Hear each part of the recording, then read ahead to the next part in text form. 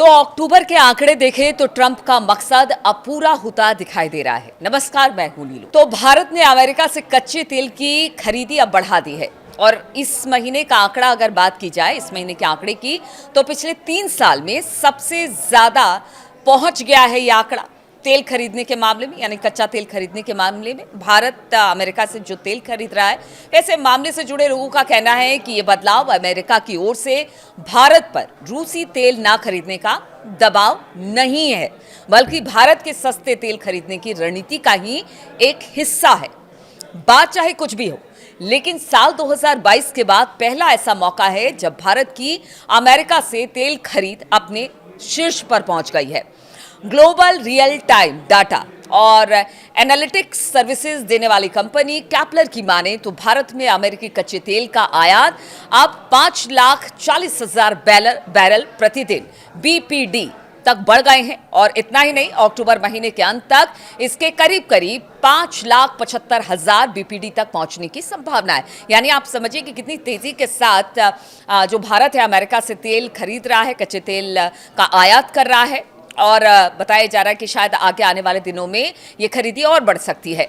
अमेरिकी निर्यात डेटा के आधार पर एजेंसी ने नवंबर शिपमेंट को लगभग 4 लाख या फिर 4.5 लाख बीपीडी पर रखा है, जो कि साल दर साल औसत 3 लाख बीपीडी से काफी अधिक बताया जा रहा है।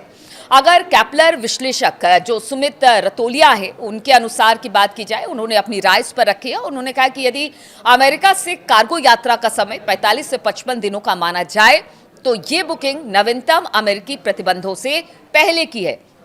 यानी उनका कहना है कि जिस तरह के प्रतिबंध 2 कंपनियां रूसी तेल कंपनियों पर लगाए, ये उससे पहले की बुकिंग बताई जा रही है, जो कि जिस खरीद की हम बात कर रहे हैं। अमेरिका ने हाल में ही रूस की 2 बड़ी तेल कंपनियों रोसनेफ्ट और लुकोइल पर बैन लगा दिया था, और इससे पता चलता है कि ये वृद्धि नवीनतम अमेरिकी प्रतिबंधों के कारण नहीं है और अस्थायी है। आगे की वृद्धि सीमित है। यह खरीद भारत के रिफाइनिंग, लचीलापन और अल्पकालीन अवसरों का लाभ उठाने की रणनीति का एक हिस्सा बताया जा रहा है। भारत के कच्चे तेल के बास्केट में अमेरिकी हिस्सेदारी बढ़ने का रणनीतिक महत्व है, क्योंकि ये दोनों देशों द्वारा साल 2030 तक द्विपक्षीय व्यापार $500 अरब तक पहुंचाने का एक लक्ष्य तय किया गया है, यानी कि अमेरिका और भारत के बीच में। और इस दौरान अमेरिकी व्यापार घाटे को कम करने की रणनीति पर भी काम किया जा रहा है, और इस कदम से अमेरिका के साथ व्यापार समझौता करने में भी मदद मिलेगी और भारत पर जो टैरिफ का दबाव है वो भी कम किया जा सकता है। क्योंकि देखिए, अमेरिका और भारत के बातचीत टैरिफ को लेकर हो रही है और कहा जा रहा है कि साल के अंत तक जो टैरिफ लगाया गया है भारत पर, वो शायद कुछ कम हो सके। इसी पर भारत सरकार और अमेरिका सरकार बातचीत भी कर रही है। हालांकि रूस अभी भी भारत का सबसे बड़ा कच्चा तेल आपूर्तिकर्ता बना हुआ है, जिसके बाद ईरान और इराक और सऊदी अरब का स्थान आता है। यानी कि रूस से दोस्ती अब भी बरकरार है। अमेरिका के दबाव में भारत ने कोई कदम नहीं उठाया है। रूस से अभी भी तेल खरीद रहा है।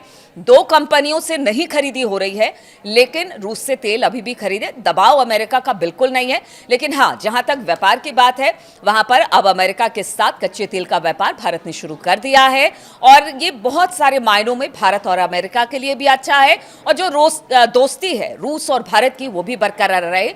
भारत इस पर भी अच्छी खासी नजर बनाए हुआ है कि उनकी दोस्ती में किसी तरह की कोई दिक्कत ना आए। देखिए, अभी पुतिन नवंबर में आने भी वाले हैं।